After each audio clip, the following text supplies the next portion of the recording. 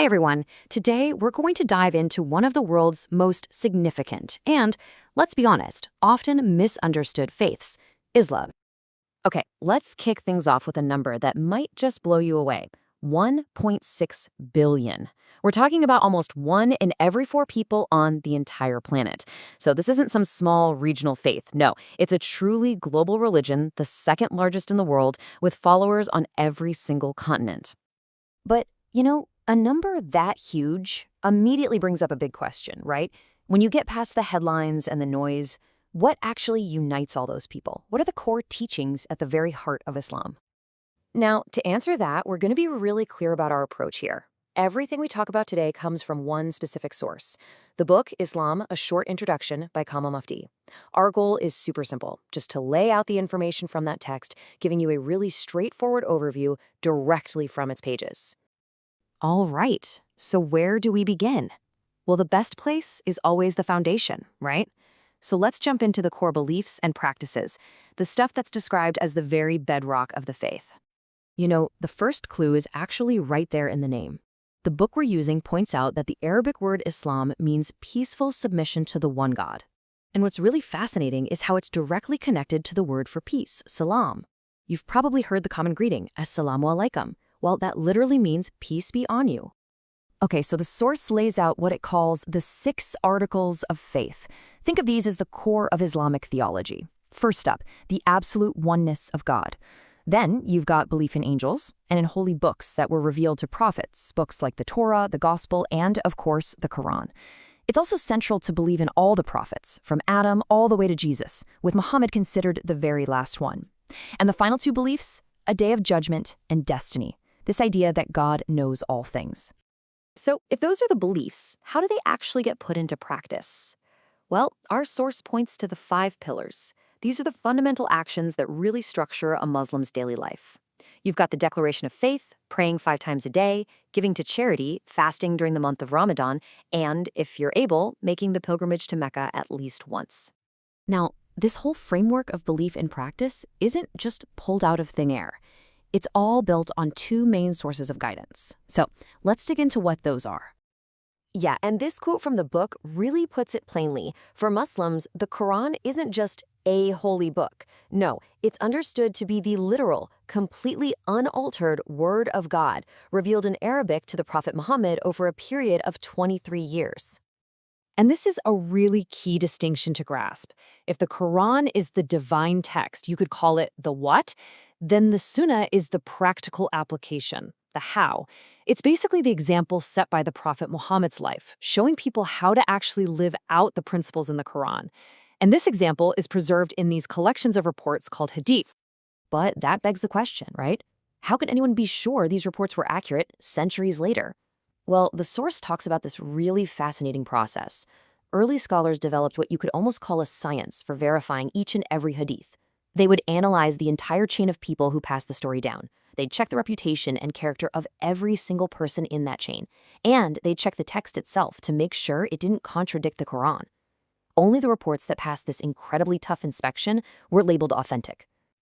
So, these foundational texts, they didn't just shape religious practice. They also inspired a whole set of values and kicked off a really rich period of history. Let's explore some of the ethical teachings and the incredible contributions that came out of Islamic civilization. Take this saying of the Prophet Muhammad, which is cited in the book. It really captures a core ethical principle. The source we're using explains that teachings like this one, the ones focusing on compassion and justice and forgiveness, they aren't just seen as nice suggestions. They're considered central to the faith. And the book goes on to detail how this focus on learning and knowledge just fueled this incredibly vibrant civilization. I mean, think about this for a second. The very first modern hospitals? Established in Baghdad. Algebra, pioneered by a scholar named Al-Khwarizmi. And yep, the word algebra comes right from his work. And you see these incredible advances in medicine and optics that would literally shape how the entire world understood these fields for centuries. And here's a cool thing. You can actually hear that influence in the words we use every single day.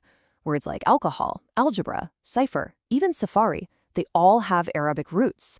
And that's just a tiny little sample, but it shows you how deeply the innovations from that time are still woven into our world today.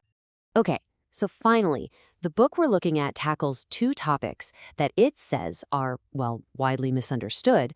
We're talking about the status of women and the meaning of the word jihad. So let's see exactly how the source itself explains these pretty complex issues. The author doesn't beat around the bush here. He opens this section with a very direct statement, basically saying there's a huge gap between how people often see this issue and what the faith's teachings actually are. So, how does the book explain its perspective? Well, the book draws a really sharp contrast. On one side, you have the common stereotypes, and on the other, you have its explanation that Islam actually views men and women as spiritually equal. The text points out that way back in the 7th century, the faith established rights for women to own property, to get an education, to initiate a divorce, and to keep their own family name after marriage. And the book makes a point to note that many of these rights weren't secured in a lot of Western countries until much, much later.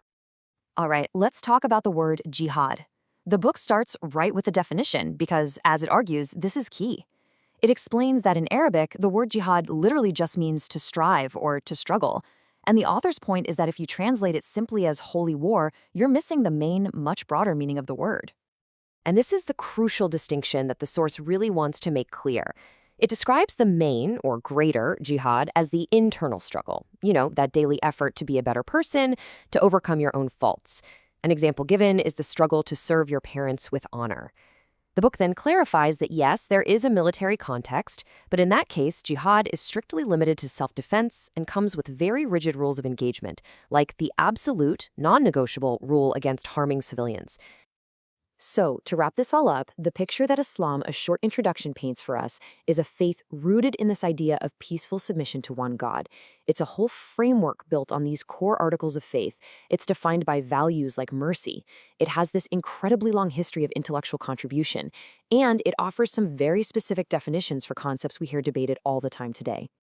And all of this really brings us to a final question, something to think about. When we actually take the time to understand the core teachings of any belief system straight from the source, how does that change, or maybe even challenge, our own perception of the billions of people who follow it today? Something to chew on. Thanks for joining me for this explainer.